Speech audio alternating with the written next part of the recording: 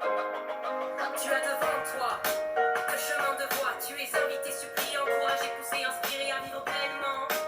Tu vis dans le vent, suis le souffle venu d'un lieu inconnu. Cherche en toi celui qui est la voie. Écoute, vois et fais le meilleur choix. Si tu crois en celui qui est la vérité, la vie. Si tu dis à tes amis que tu l'as rencontré ici, qu'il vit ainsi qu'il l'a dit il y a 200 décennies, qui t'invite aujourd'hui. Bonjour à tous, bon retour, bienvenue pour cette émission qui vous parle et de l'actualité et de l'évangile. Et on met l'un en face de l'autre.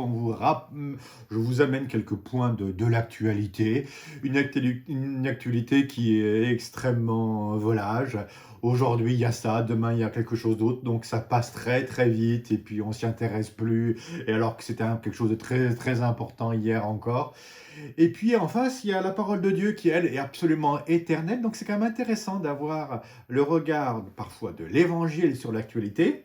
Qu'est-ce qu'il peut nous dire? Le regard de Dieu sur l'actualité. Et puis aussi, ce qui est important des fois, c'est comment l'actualité se retrouve même dans la parole de Dieu, se retrouve même sous le regard de Dieu, et comment elle nourrit, par exemple, la parole de Dieu et même notre foi. L'actualité, par exemple, je vous donne l'exemple, lorsque les apôtres viennent voir Jésus, lui disent, vous savez, Jésus, tu sais, il y a la tour là qui est tombée de Siloé, et les gens qui étaient en dessous, ils étaient pécheurs, eux ou leurs descendants. Et puis Jésus leur dit, mais non, c'est pas du tout ça. Mais si vous ne vous convertissez pas, ce sera pire encore. Tiens, Jésus a commenté l'actualité. En parlant d'actualité, n'oubliez pas de vous abonner à cette chaîne si ce n'est pas déjà fait. Il ne nous manque plus que 58 personnes, vous vous rendez compte, pour qu'on puisse être 1000. Donc n'hésitez pas à liker cette vidéo et puis surtout à l'envoyer, si vous la regardez sur Facebook, à l'envoyer à vos amis.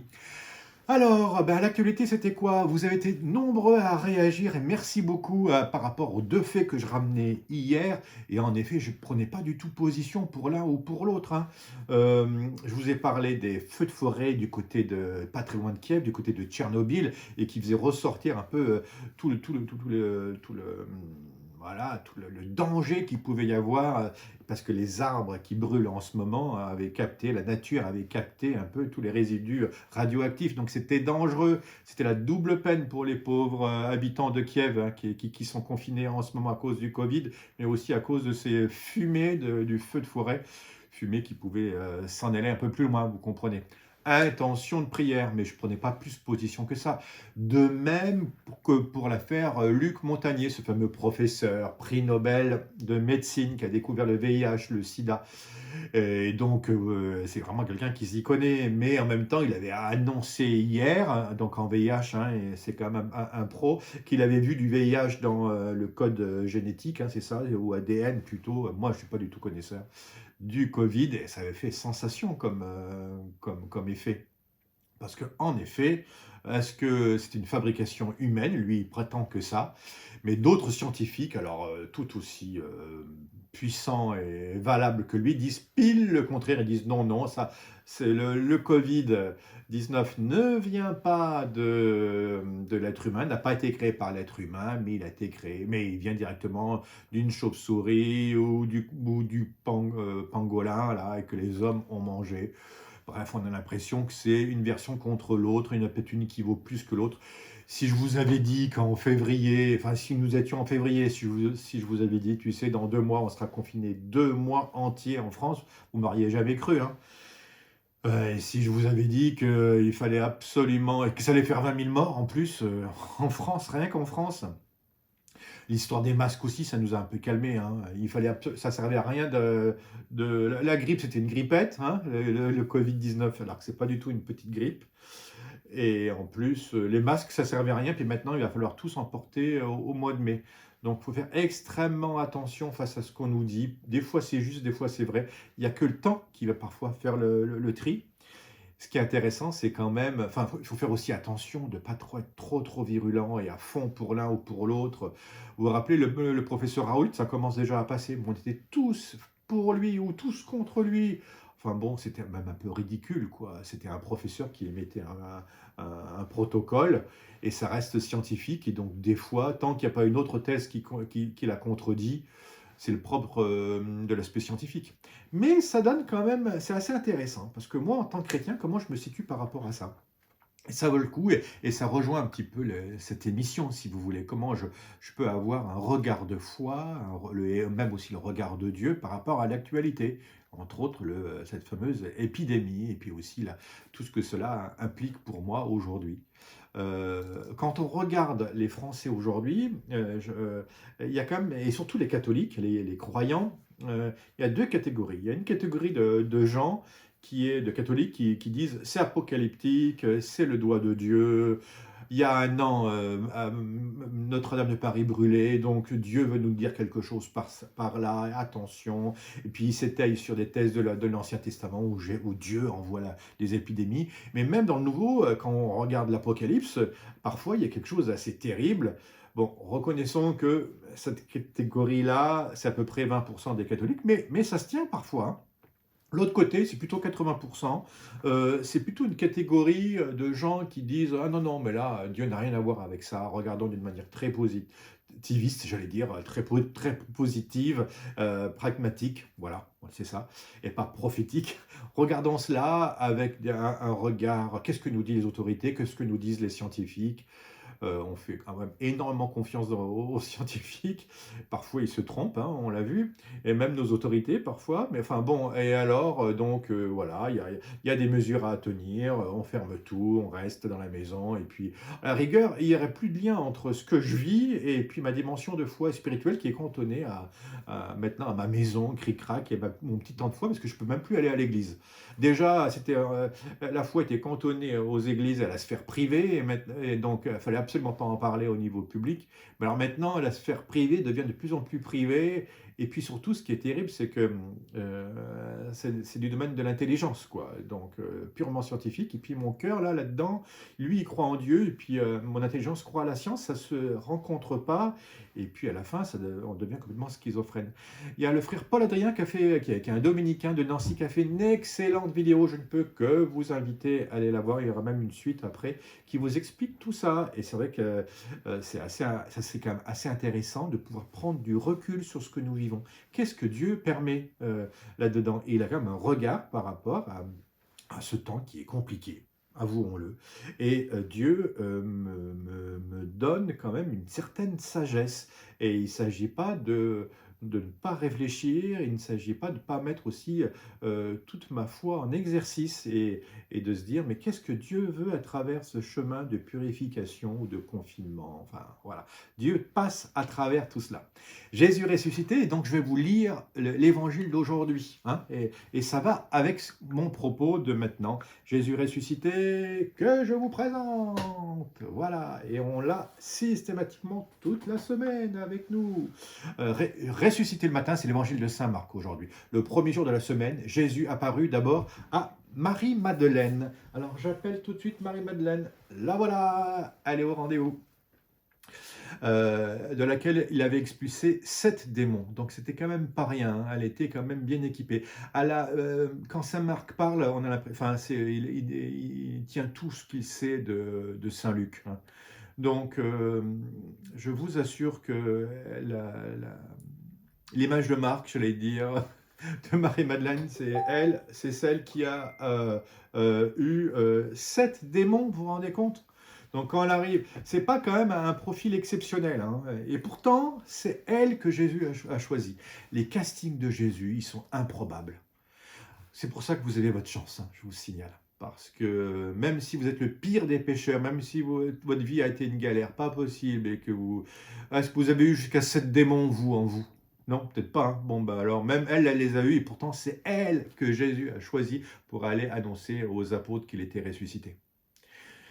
C'est troublant, mais c'est comme ça. Dieu regarde tout de bien plus haut. C'est Marie-Madeleine que Jésus a choisi. Celle-ci est partie annoncer la nouvelle à ceux qui, ayant vécu avec lui, s'affligeaient et pleuraient. Quand ils entendirent que Jésus était vivant et qu'elle l'avait vu, ils refusèrent de croire. Eh oui, c'est arrivé. On ne croit jamais les femmes. Et pourtant, je vous assure qu'il faut faire attention, hein. Même surtout, alors, des fois, il y a des gens improbables qui viennent vous voir, qui vous parlent de toutes sortes de spiritualités, de trucs. Attention, il faut quand même écouter tout le monde, parce que Dieu peut se servir des pauvres, des fragiles, et même des gens un peu loufoques, pour pouvoir venir vous parler.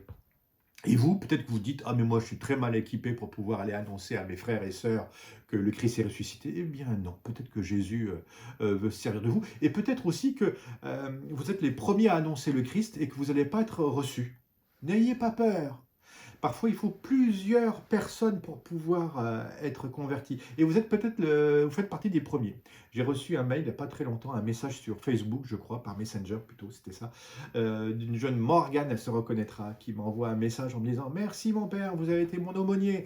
Et quand j'étais au lycée, et je me suis converti 10 ans plus tard. Et j'ai demandé le baptême et maintenant je suis à fond chrétienne». Il a fallu 10 ans pour qu'elle se convertisse. Et maintenant, elle remerciait son aumônier du temps où elle était là-bas à l'école. Mais moi, c'est pas moi qui ai pu voir la conversion du moment où j'étais avec elle. Donc, vous êtes, par rapport à vos familles, à vos amis, peut-être que vous allez annoncer Jésus-Christ et ça ne va pas marcher. N'insistez pas. Peut-être qu'il faut faire le tour, vous reviendrez à un autre moment d'une manière plus subtile. C'est pour ça qu'il faut avoir plein de flèches à votre arc, hein. Vous proposez une messe, vous proposez un temps de prière, mais des fois ça ne marche pas. Ah non, avec tes pieuseries, je veux pas. Rattaquez, passez par un autre moyen. Invitez-les à venir voir un spectacle du Père Jean-Marie-Luc, une comédie musicale, des fois ça passe. Ou bien d'aller faire ceci, d'aller faire cela. Puis des fois, ça peut parler de Dieu. Allez, vous parlez de cette vidéo, vous renvoyez, puis. C'est pour ça qu'il faut, sur le plan de l'évangélisation, il ne faut pas se contenter uniquement que de faire des choses d'ordre de la liturgie, hein. C'est le degré des marches, vous savez, je crois absolument à ça. Pour pouvoir aller jusque là-haut, il faut faire la théorie des marches. Et donc, il faut proposer plein de choses différentes. Et je me réjouis de voir tous ces chrétiens présents sur les réseaux sociaux en ce moment et sur YouTube, et de présenter de manière très différente la parole de Dieu et le message de l'évangile. Vous savez pourquoi les curés font des kermesses? Parce que c'est très classique, ça, c'est connu. Il y a la dame qui fait le catéchisme, elle vient à la messe, il n'y a aucun souci. Mais son mari, lui, il ne met pas les pieds à l'église, ça le saoule. Mais il y a la kermesse, donc il faut monter les stands, et le truc, et le chamboule tout. Alors lui, il va venir parce que sa femme lui casse les pieds, et puis il aime bien ça, organiser, rendre service. Et quand il monte le stand, il écoute au loin dans le micro le sermon du curé, ça lui permet de pouvoir se rapprocher du bon Dieu. Il sera sauvé grâce à ça, je vous assure. Ne désespérez pas. Vous êtes peut-être les premiers, Marie-Madeleine a connu cela. Ils refusèrent de croire. Après cela, il se manifesta sous un autre aspect à deux d'entre eux qui étaient en chemin pour aller à la campagne. C'était les fameux disciples d'Emmaüs. Donc, il y avait Cléophas, je vous le présente. Tadam! En fait, c'est pas Cléophas parce que je n'ai pas la statue de Cléophas.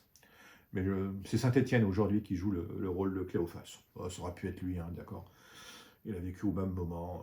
Voilà, Cléophas. Bon, qui se promène et puis qui discute. C'est un disciple de Jésus, hein, d'accord.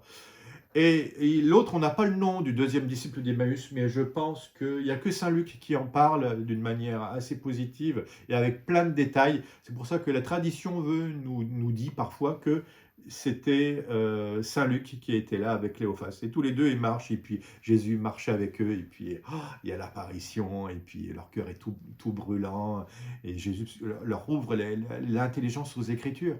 Puis à la fin, il rend le pain, et puis il s'en va. Hein, c'est ça. Après cela, il se manifesta sous un autre aspect à deux. Les voilà. Ceux-ci revinrent l'annoncer aux autres qui ne le crurent pas non plus. Donc vous vous rendez compte un petit peu, je les pose ici, hein. Ils ne sont pas crus, hein, par les autres. Donc n'ayez pas peur d'annoncer. C'est extrêmement compliqué d'annoncer l'évangile fin du XXe siècle, début du XXIe. Moi, je ne comprends pas pourquoi le Seigneur m'a fait vivre dans cette période-là, en Occident. En France, va annoncer, à des jeunes en plus, mais va annoncer le Christ vivant ressuscité. Ils ne pensaient qu'à iPhone et à je sais pas quoi, Tinder et autres. Mais alors le Christ, il fallait leur parler CAC 40 ou je sais pas trop quoi, mais argent, réussite. Même les parents cathos voulaient que leurs enfants soient ingénieurs, avocats, surtout pas frères de Saint-Jean, vous comprenez. Mais à la fin, surtout pas religieux ou prêtre, mais médecin, à la rigueur. On s'aperçoit que maintenant, on a besoin de médecins, hein. Et si vous êtes trader, on n'en a plus trop besoin, hein.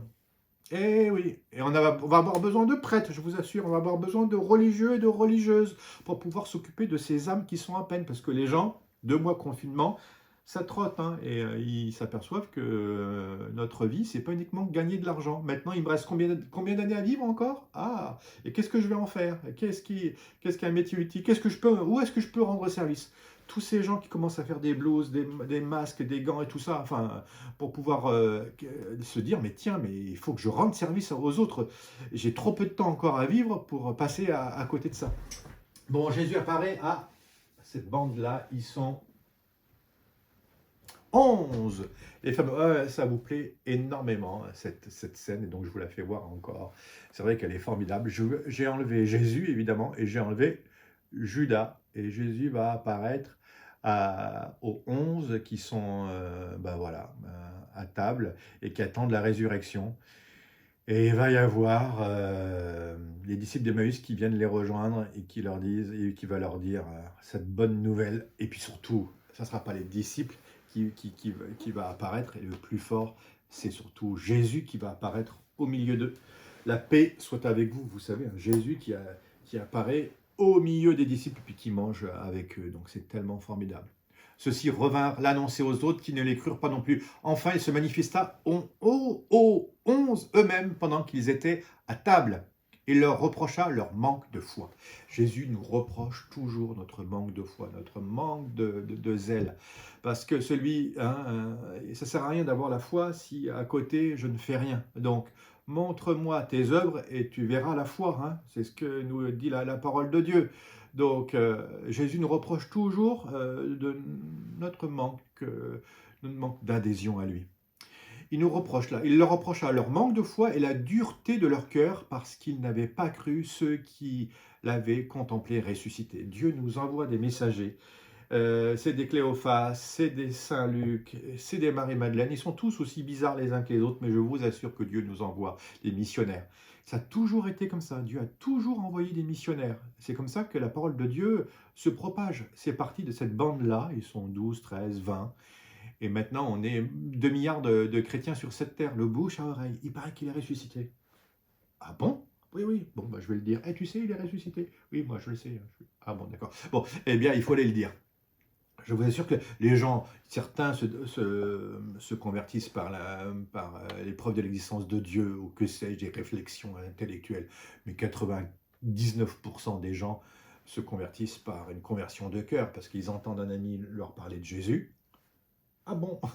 Et puis après, ils vont en faire l'expérience. Et puis comme ils voient que c'est vrai, alors il y a conversion. Mais ils en ont d'abord entendu parler, la transmission de la foi. Il leur reprocha leur manque de foi et la dureté de leur cœur. Attention de ne pas avoir un cœur trop dur par rapport aux gens qui sont autour de vous, par rapport aux commentaires de ceci ou de cela. Je vois parfois des gens s'étriper. Quelle est la dernière polémique que j'ai vue? Ah ouais, c'était fallait-il ou non diffuser les messes sur YouTube et sur Facebook. Alors il y avait les pour, il y avait les contre. Mais c'est quoi ces divisions? Mais ça rime à rien. Vous savez, c'est comme messe en latin ou messe en français. Mais que chacun fasse selon avec sa sensibilité et comme il peut. L'essentiel étant d'annoncer le Christ et de vivre de quelque chose. Et ce quelque chose, c'est les sacrements. C'est quelque chose, c'est pas uniquement que les sacrements, c'est le Christ, in fine. D'accord?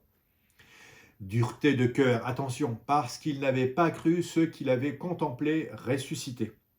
Donc, elle contemple le Christ ressuscité et elle va l'annoncer. On a besoin d'hommes et de femmes qui contemplent le Christ ressuscité et qui vont l'annoncer à leurs frères et sœurs. Ça s'appelle des chrétiens engagés, chrétiens croyants, jeunes et moins jeunes. On a besoin de religieux, de religieuses qui ne font qu'une seule chose, 100% déterminés qu'à une seule chose, à se consacrer à Dieu. C'est quoi un religieux, une religieuse? Je ne parle même pas de prêtre là. Je parle d'hommes et de femmes. C'est pour ça qu'il faut prier pour les vocations qui vivent au milieu de nous, mais qui ne font qu'une seule chose, qui s'occupent à 100% de ne faire qu'une seule chose, annoncer le Christ. Parfois en priant dans les abbayes et en travaillant pour gagner leur vie, hein, mais aussi, parfois, on a besoin aussi de religieux, de religieuses apostoliques qui s'occupent des enfants, des malades, dans les hôpitaux, dans différents lieux, dans les écoles, et évidemment, pour annoncer que le Christ est ressuscité partout. On a besoin de ces témoins-là. Hein. Donc priez pour les vocations, je vous en supplie, pour que des jeunes hommes et femmes puissent entendre cet appel-là et consacrer toute leur vie à l'appel et aux soins du Christ et de sa mission. Puis il leur dit, allez dans le monde entier. Hein, c'est ça qui est important. Proclamer l'évangile à toute la création. Il faut proclamer l'évangile à toute la création. Ce n'est pas facultatif. C'est pas moi je vis dans mon petit truc et moi je crois en Dieu, très bien. Non, non, non. Si tu n'évangélises pas, si tu ne vas pas l'annoncer, ça devrait te brûler de l'intérieur, l'évangélisation. C'est ta mission. Jusqu'à ta mort, tu dois évangéliser, l'annoncer, coûte que coûte. Prendre tous les moyens possibles et imaginables.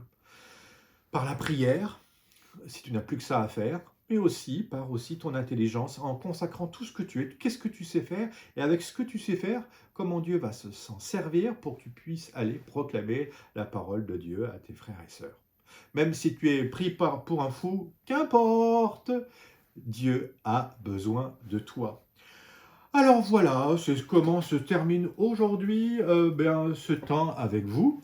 Je vous remets un petit peu de musique, et puis une musique qui vient, c'est pour ça que je remets mon ordinateur là, qui vient directement de l'album Thérèse Dalila, la comédie musicale, c'est Ton ciel se joue sur terre, c'est un bon vieux rap, mais qui bouge bien, parce que en effet, c'est maintenant que tout se joue.